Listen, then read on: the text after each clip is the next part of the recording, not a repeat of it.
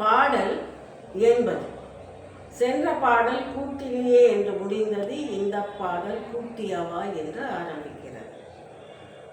அபிராமவல்லியே, பொற்றாமரையில் வீற்றிருக்கும் பேரழகானவளே, நீ என்னை உன்னுடைய அடியவர்கள் கூட்டத்தில் சேர்த்துக்கொண்டாய்.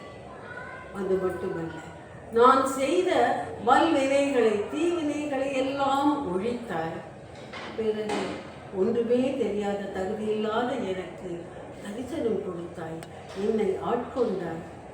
உன்னுடைய உருவை கண்டதும் என் கண்ணும் மனமும் களிநடம் புரிகின்றன. இப்படி ஒரு பேரானந்தத்தை எனக்கு அளிக்கவும் கருணையை என்னென்று சொன்னேன் என்று மனமுருகி நெஞ்சுருகி துடிக்கிறார் அபிராமபட்டர். நிலையான மன மகிழ்ச்சி நிலைத்திட இந்த பாடலை பாட வேண்டும் என்று சொல்வார்.